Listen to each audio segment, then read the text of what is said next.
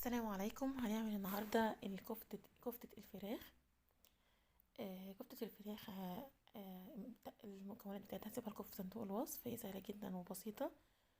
هيبقى عبارة عن فلفل ألوان وست بصلات، عشان هعمل أنا كيلو ونص من صدور الفراخ، وكوباية من البقسماط، كوباية ونص من البقسماط، يبقى كده النص كيلو عليه نص كوباية بقسماط. تمام.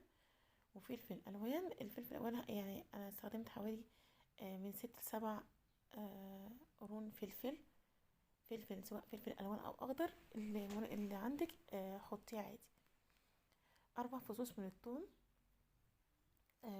ولو هتحطي توم باودر خلاص، ما فيش مشكله، ما تحطيش فصوص من الثوم. حطي كمان بابريكا، وحطي بصل باودر. تمام. وهنحط شويه من الشطه لو حابه، وهحط شويه من الكمون والفلفل الاسود. في البدايه هضرب كل المكونات الاولى مع بعض، اللي هو البصل والبقدونس المفروم. انا استخدمت ربطتين بقدونس المفروم والفلفل الالوان، كله ضربته الاول، وبعدين بقى هضرب الصدور الاول تاني حاجه. بعد كده هقطعهم بالشكل ده كده واحطهم في الكبه. يبقى في البداية احنا قطعنا 6 بصلات، عشان انا عاملة كمية، عاملة كيلو ونص من صدور الفراخ. وهحط فلفل الوان، اتفقنا. هنحط كمان فصوص توم، ولو مش حابة فصوص التوم ممكن نحط توم باودر وبصل باودر بس. بابريكا، فلفل اسود، وفي بهارات الفراخ. دلوقتي انا بضرب بطحن اهو الفراخ معايا.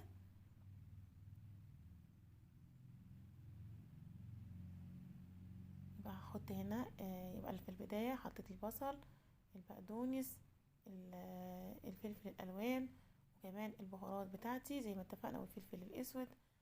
تمام. هنا بقى في كوباية ونص من البقسماط. تمام.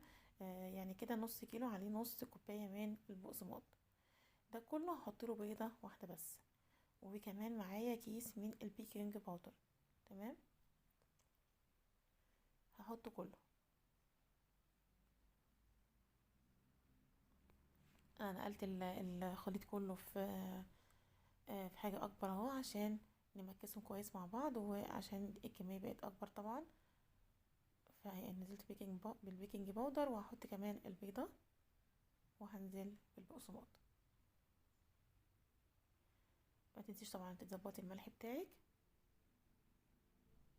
وتبتدي تمكسي في الخليط بالشكل ده، وتصبعيه زي ما انت عايزة بقى، سواء هتصبعيه بكيس مثلا، او هتصبعيه بايديك كده عادي، تدهني ايدك زيت، وتصبعي الكفتة بتاعتك الحجم اللي انت عايزاه. تمام. الافضل كمان انك تكوريهم كلهم كور في البداية، وبعدين تصبعيهم كده. هيعملوا معاكي حوالي ال يعني 50 صباع، او يعني 53 صباع حاجة كده يعني.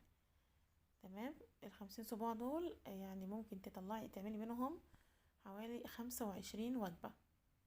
25 وجبة.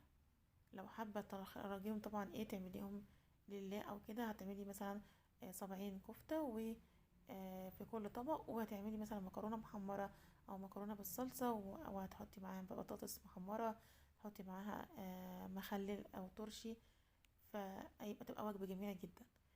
طبعا لو مش هتعمليها كده وعايزة تعمليها لنفسك تفرزيها في الفريزر، هتعمل لك كمية هايلة جدا، كمية كبيرة. تمام. يعني هتعمل لك يعني طبعا انت هتوزعيهم حسب افراد اسرتك. تمام. وبعدين هنحمرها على البوتاجاز كده بالشكل ده، تديها على كل الاتجاهات كده، تديها اللون بتاعها، وهتبص تلاقيها خلاص استوت، دي مش بتاخدش وقت. هتطلعيها بقى على شويه من الخضار كده، او شويه من الخضره، والافضل طبعا البقدونس احلى حاجه. تمام. وتعملي جنبهم مثلا لو في البيت هتعملي جنبهم طحينه، هتعملي جنبهم سلطه خضراء، هتعملي جنبهم مكرونه محمره، هتاكلي احلى كفته فراخ. وكل سنه وانتم طيبين، وربنا يعيد عليكم الايام بخير يا رب العالمين.